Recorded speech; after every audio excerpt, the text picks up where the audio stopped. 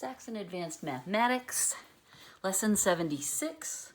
You guys, we are stepping out into a brave new world of a subject called Trig Identities. First of all, shout out to my second daughter who loaned me this pen because my green pen has officially died. As you can see, it just faded right out. So she's loaning me one until I can borrow a new one. Buy a new one. So that's really great. The next thing I want to tell you is that we're beginning a new part of our study called Trig Identities.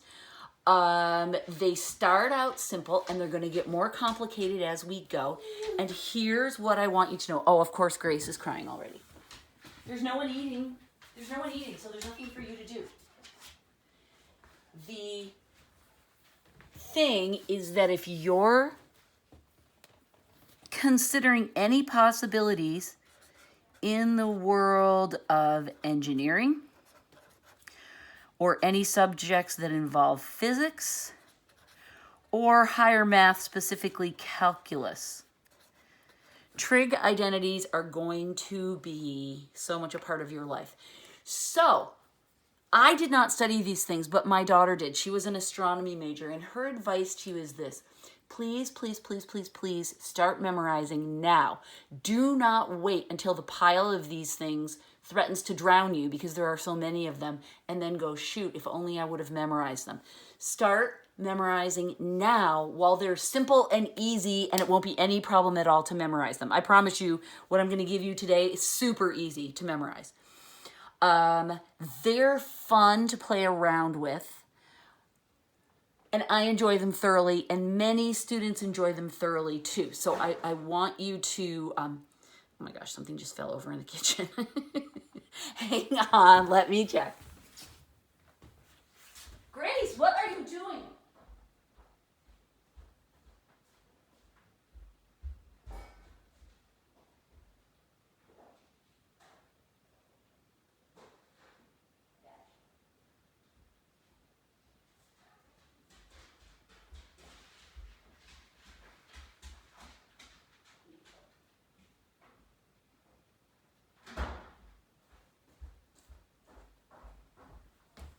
Naughty dog found the, like the plastic Ziploc box with about, what were there, maybe 6 big heart-shaped brownies that I made for Valentine's Day. They would fit in the palm of my hand, and they were super thick. She knocked the box to the floor and got the lid to come off, and she was wolfing down brownies when I went in the kitchen. So she's now in timeout, which means I put her in the laundry room, which is what we do when she's naughty, which is always stealing food. It's the only naughty behavior she has. But it doesn't seem to bother her in the least that she gets thrown in there. So anyway, that's the story of Grace this fine evening. Anyway, back to trig identities.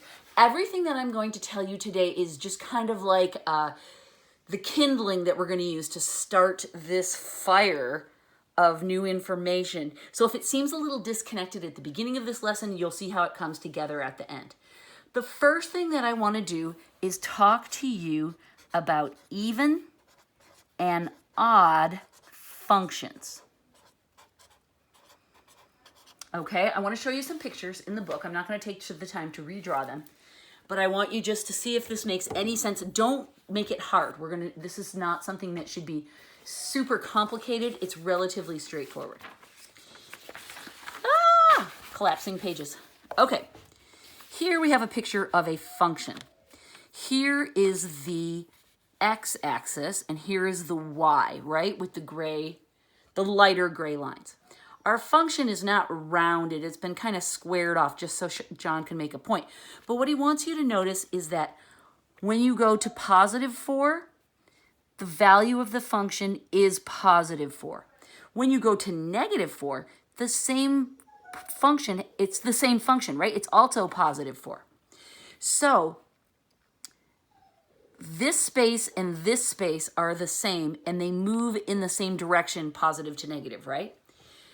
That is an important thing to notice. Then we go further out and we notice down here at 12 and -12, we go down the same amount here. So the function of 12 is equal to function of -12. It's symmetrical around the x I'm sorry, not the x, the y-axis, right? You could fold this in half and it would match up perfectly. Now, you may remember, oh, that's kind of like our cosine, isn't it? Because cosine comes down, it goes up and down, and it comes down over here, right? It's also symmetrical about the y-axis. This is an even function, and cosine is a great example of an even function. So we are going to write that down, my friends, because we're going to want to remember that. Okay, so for an even function, this is the way we write that. The value of our function we were at 4 was the same as the value of our function at -4. That's the way we write that.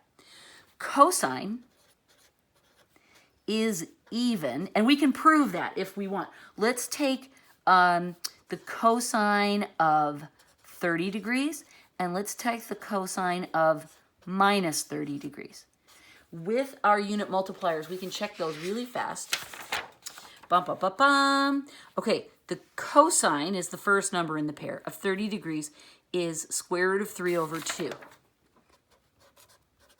Just going to jot that there. Now, what about the cosine of -30 degrees? Okay, for that we go down. That would be the same as 330 degrees. And look, it's also square root of 3 over 2. There's another way we can prove that cosine is an even function right there. We just proved it, right? The cosine of 30 degrees equals the cosine of -30 degrees. That's how we take that general expression and make it specific. So we want to say that the cosine of x equals the cosine of -x. That is going to be very important. Puffy cloud of knowledge it. And we're going to make a we're going to make a special place to gather all these identities. I'll talk about that at the end. Now, if there are even functions, then you know that there must be odd functions too. And now we'll look at a picture that shows how those work. Yes, I was hiding it before. It was in the book. Okay, so this is the even function, right? At 4 and at -4, it goes up the same amount. At 12 and at -12, it goes down the same amount. That's even. Now, at the lower picture, it's odd. At +4, we go up a certain amount, and at -4, we go down. It looks like the value is the same. We're not even told what that is, but they're going in opposite directions, aren't they? The signs are opposite. And then we see the same thing happening at 12. It goes up at +12, but it goes down at -12. This is called an odd function. And we notice that whereas an even function is symmetrical about the y-axis, this one is kind of kitty corner. We say it's symmetric about the origin, which means this quadrant flips up to that quadrant. And that one flips up to that one. This one's different, isn't it? And as you might have guessed, this is what sine is, right? Because sine comes up like that, and it goes down like that. So sine is an odd function.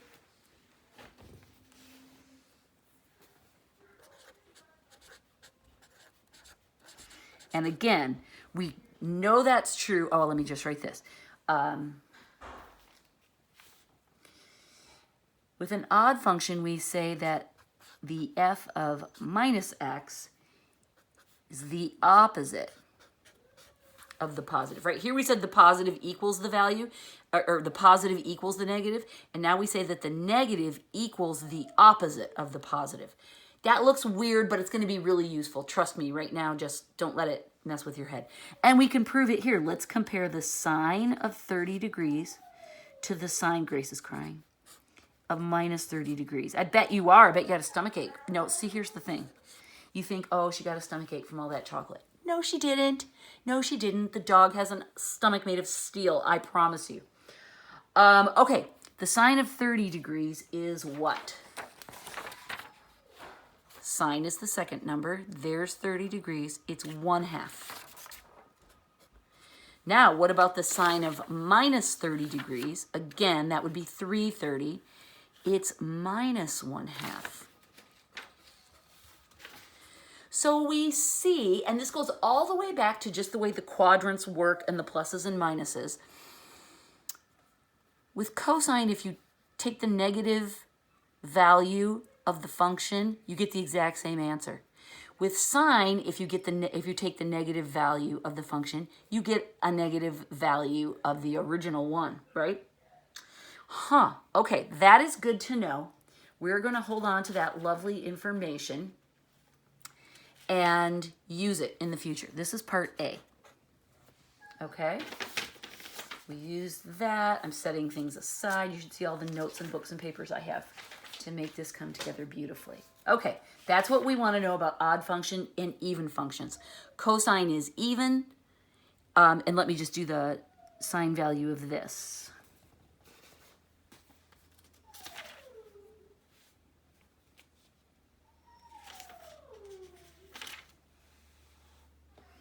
We say the sine of negative x equals minus the sine of x. Again, if this seems a little weird, don't worry. Okay? These are important. We'll hang on to them. Now let's go to a part B that has nothing to do with any of that. But this is fascinating, and I've hinted to you that someday I would explain something interesting to you. It's called the other angle. And this is going to explain why you've noticed that our sine and cosine, those words sound a lot alike. What's the deal with that? Tangent and cotangent, secant and cosecant. What's with this co prefix that we put on the words, and what does that mean?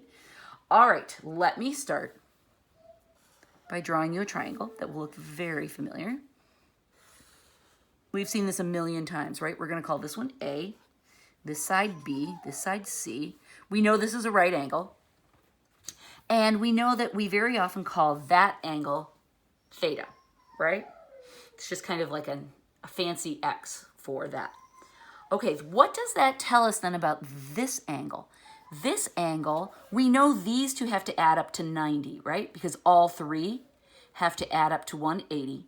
So we know that this one must be 90 degrees minus this one, right? These two have to add up to 90. That adds to 90, gives us 180. These two add to 90. So this angle we can call 90 degrees minus theta.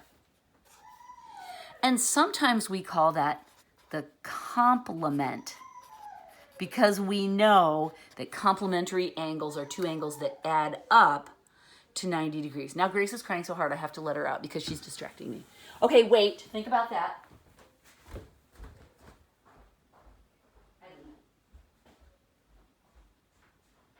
You're very naughty. This way.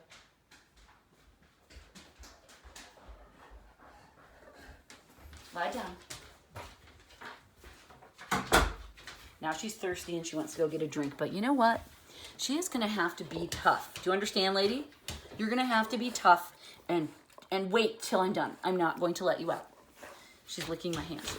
Okay, so this angle is the complement to this angle.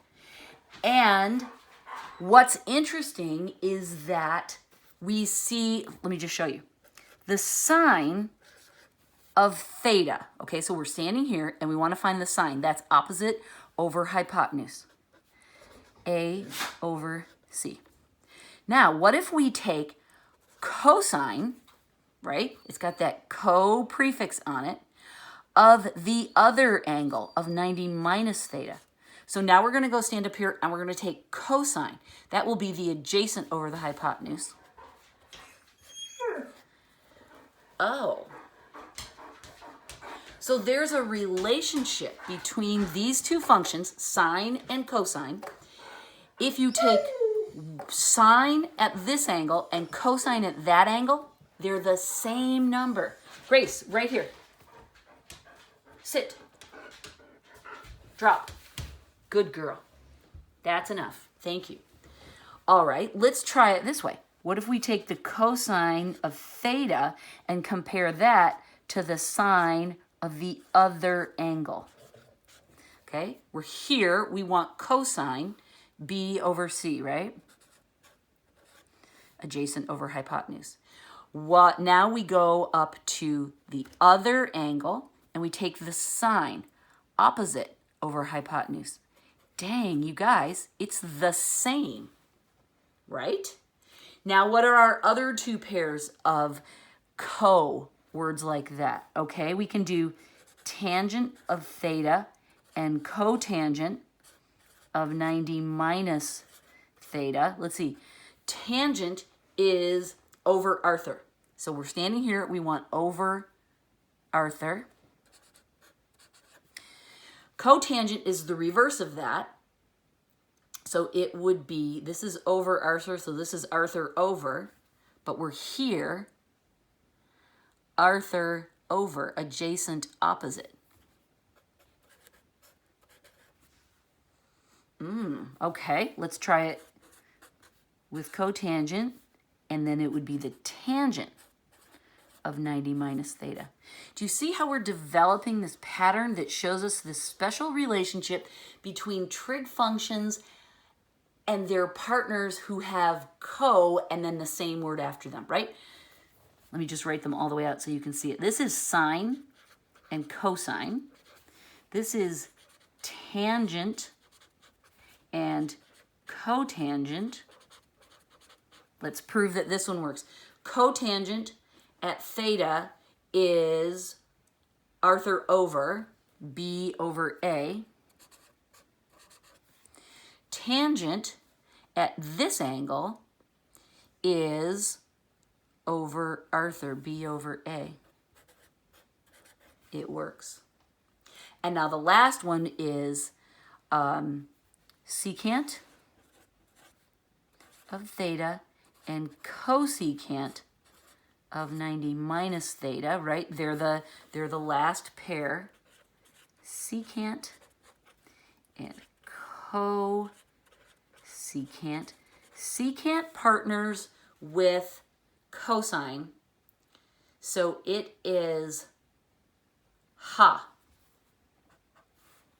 So hypotenuse over adjacent. Do you see what I'm doing? I'm going to this angle and I'm taking secant, which is the opposite of cosine. Cosine is A over H. So secant is H over A, C over B. Now we go up to the other angle, right? And we want cosecant.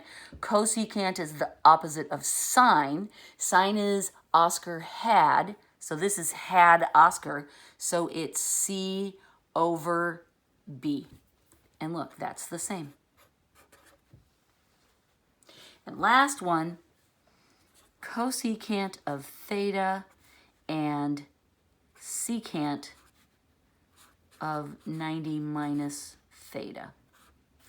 Okay, once again, we remind ourselves that cosecant partners with sine, so it's hypotenuse over opposite. We're here, hypotenuse over opposite, it's C over A. And then we go up here and we want secant. Secant partners with cosine, so it's H over A, hypotenuse over adjacent, it's also C over A. So what we see is that there's this way of looking at the trig functions by comparing one function here with its complement. That's where the CO letters come from. Its complement at the other angle. And that's where this prefix becomes so meaningful, is because we see the partnership between each pair of functions when you measure one from theta and then its partner from 90 minus theta. You get the same values. Oh my gosh, that's really, really, really, really cool. All right, tuck that in your brain. You don't have to memorize all of this. We'll get to that. But for right now, I just want you to know that these different functions have partnerships. And it relates to this whole idea of the other angle. Okay, we're making progress. Now I want to actually introduce to you the concept of trig identities. Okay, this is what we've been building for.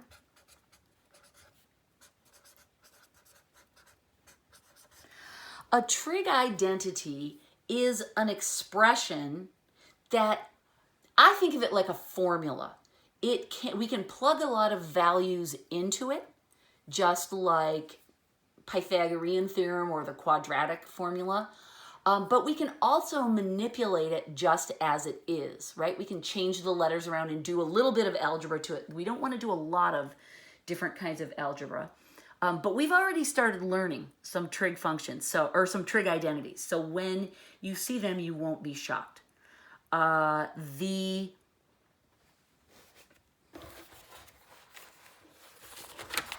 flip that. These two are trig identities, right? We can plug it's an equation. It has an equal sign in it, but we can put lots of different values for x in here and it will be true, right? We could put in any degree measurement, right? And find the values and simplify and see if it's true. So it's not just true for one particular variable, which usually equations, that's how they work, right? There's one variable, x equals, that we're trying to solve for. But identities are different. They're not that specific. They're more like, they behave more like formulas that we can manipulate. Okay. And that's what we're going to practice doing, is learning how to change the shape of these identities to prove different things. I'll show you in a second, but I want to give you your first handful of trig identities to write down. The first thing that I want to tell you is that sine equals 1 over cosecant.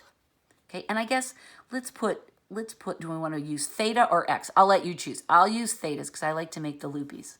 Okay, that sine is equal to 1 over cosecant. They're reciprocal functions. We know that, right? We also know that we could rewrite this as cosecant of theta equals 1 over sine of theta. That's just doing a little bit of multiplication to flip it, right? So we don't have to memorize these separately. We can just memorize this and recognize we can change its shape easily to that if we want, but we don't have to memorize them as two different things. And here again, with trig identities, you guys, there's going to be a lot of memorizing, and I really want you to feel confident with it starting now, starting to memorize all of this. So we're strategic about what we memorize because there's a lot of things we don't need to memorize separately. We can just figure them out as we need them. Okay, the second thing that I think you already know is that the cosine of theta equals 1 over the secant of theta. And again, we can flip that if we want, right? Secant of theta equals 1 over cosine of theta. But again, this is fine. I don't know if you guys have discovered this one, but another way that we can get tangent besides over Arthur is to take the sine and divide it by the cosine. If you treat that as a complex fraction,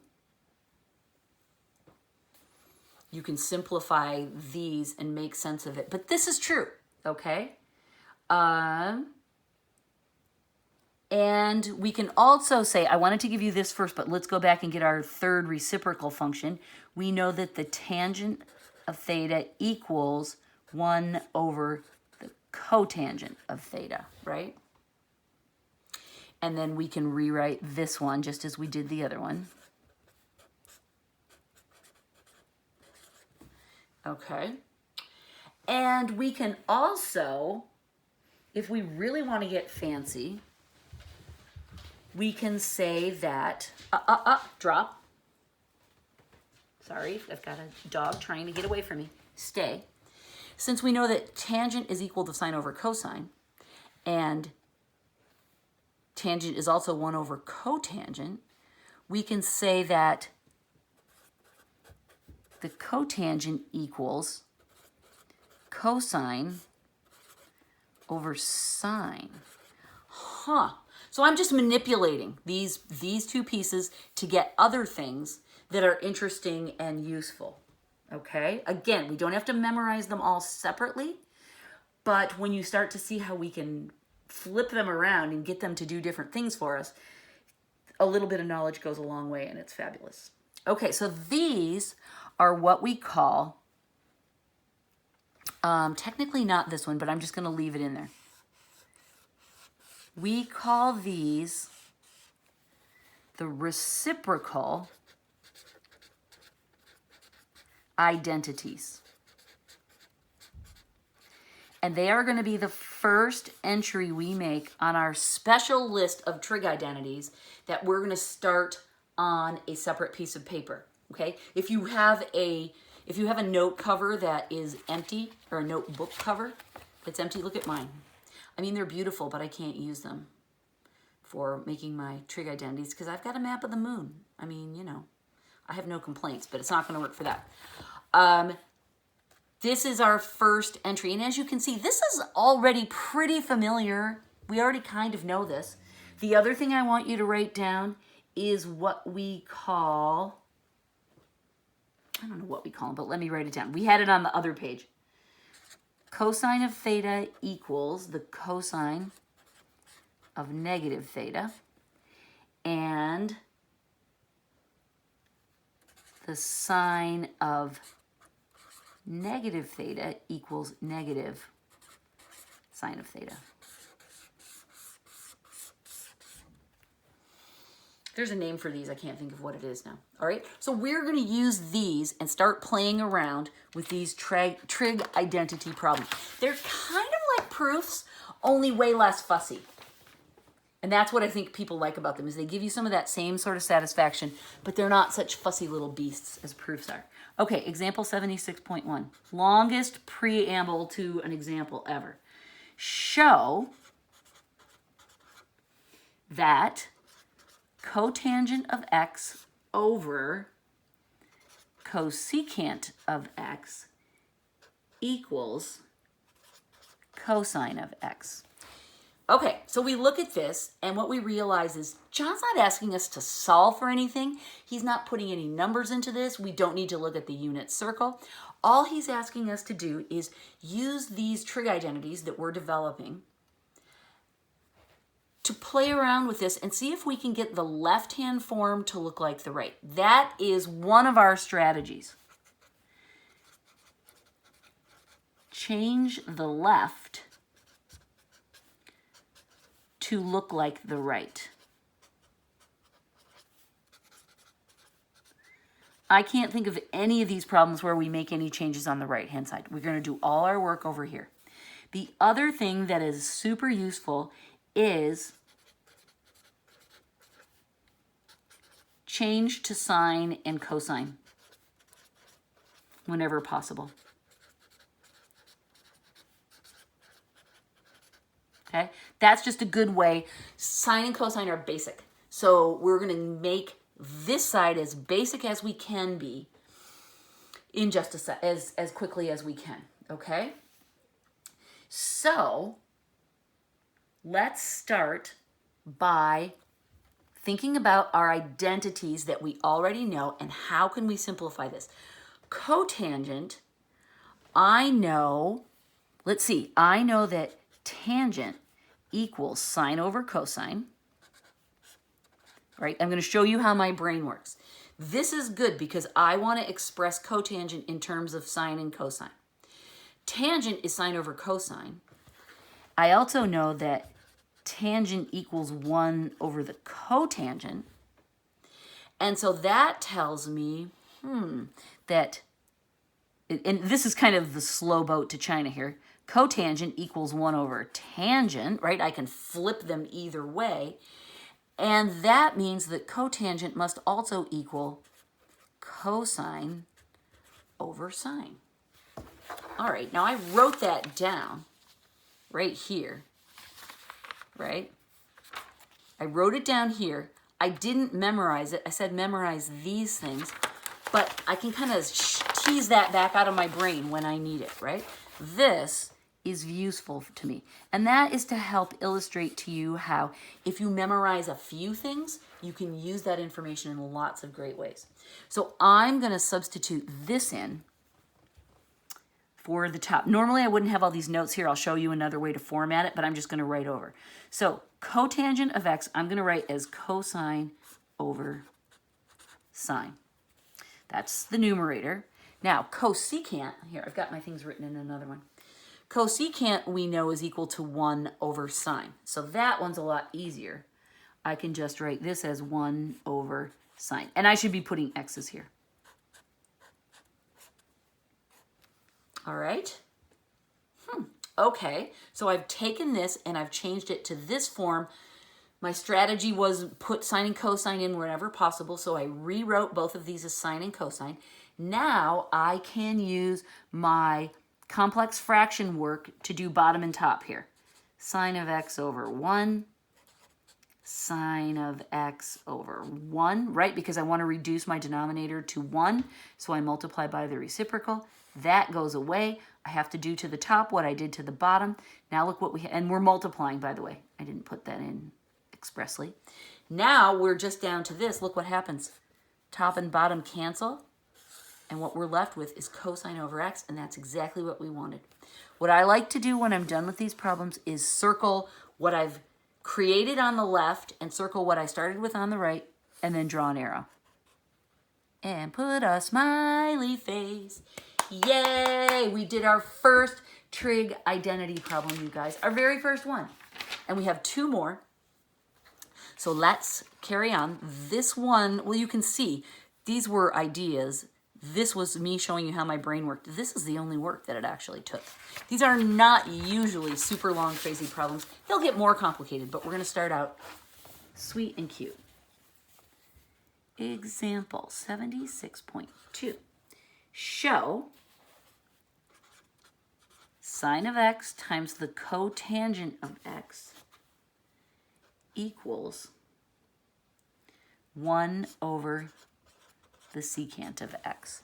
Okay, now I see this and I don't like it because I like when the right side is in sine or cosine, but that's okay. We're going to be fine.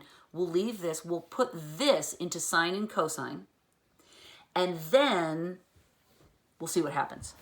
All right, so this looks really good. Cotangent, I want to change. I want to write sine of x, and then cotangent we know is cosine over sine, right? We just figured that out in the last problem, and I have it.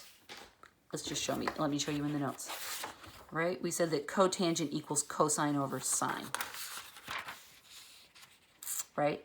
I put a puffy cloud of knowledge around it. You don't have to memorize that. That was just me showing you how my brain thought of that. Okay, so now I'm simplifying on the left. I'm multiplying. These cancel. So now I've just got cosine over x. Can I make cosine look like 1 over secant? Blah, I can't talk. Secant? Yes. Cosine and secant are reciprocal. So I know that cosine of x equals 1 over the secant of x. And now I've got what I want. I did it. Okay? Do you see what I mean? They're sort of like proofs in that we know what we're trying to prove and we manipulate the other side using these different functions and their various forms to play around with things algebraically until we get what we want. One more. Grace is standing at the door looking at me. I'm sorry if you're thirsty, dog. Should have thought about that before you ate all that brownie.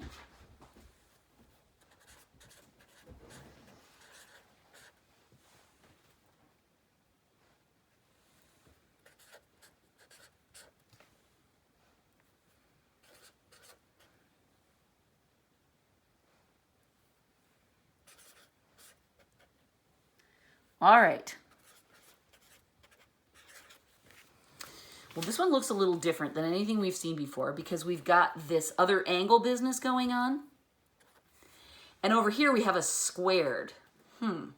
All right, well, cosine squared theta, don't let that scare you. That's just cosine of theta times cosine of theta. There's nothing fancy or difficult about that. And we see we're multiplying two functions together here. I'm going to underline them so we can consider them separately. This doesn't look like this yet. Let's see how we can get it there. Now, this is, oh, that's what these are called, negative angle identities, okay? We know that cosine is the even function, and I already have it in my head that the cosine of theta equals the cosine of negative theta. That's in my head. That's an even function. So that means I can rewrite this as cosine of theta because they're the same, right?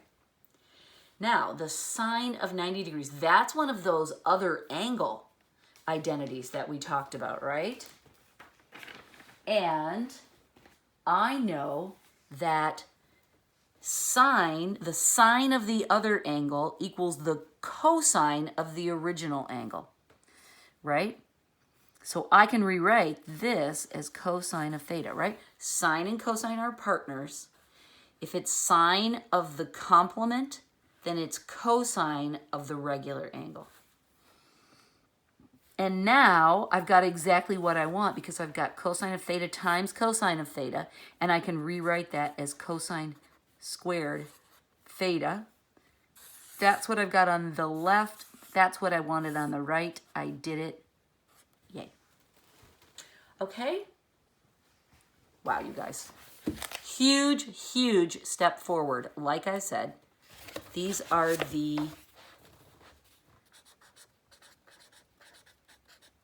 negative angle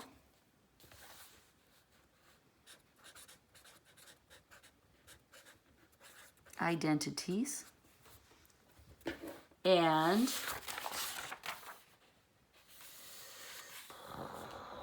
you don't have to memorize the whole chart. But these are the complementary angle identities. Complementary angle, she's crying, identities. Okay, so I'm just going to put a giant puffy cloud of knowledge around all of this. Okay, so what I want you to do, you don't really have to memorize. I guess if you did the first line out of each one, that would be helpful. But make sure you understand this. It's going to take a little while, you guys. I just shoved a whole bunch of weird, freaky facts into your brain. And, you know, it feels really good in my brain because I've done this many times before. And I want you to trust me that this is all super logical and it's going to make a lot more sense as we go. But you want to start a new place in your book where you're only putting your trig identities. Okay? And you'll probably write it over and over again to make it beautiful and better. And we're going to add to this list as we go. But this is how we will use them, is to manipulate one side of these problems to make the left side match to whatever John gave us on the right. I'll talk a little bit more about the rules that we're allowed to use. For the most part, we're using basic algebra to manipulate on the left. There are a few things we don't want to do. For example, we don't want to divide things out. We prefer to factor rather than divide. I'll explain that more when we get to it. But for the most part, we can use basic algebra. And I'll say more about that as we go. Make sure you are memorizing these as we go. I will probably have more and more review problems that will be trig identity memorization tests because I want to make sure you learn these really well. Okay, I will be asking you how this felt in your brain when we talk at the end of the week. I hope you survived. Okay, thanks, bye.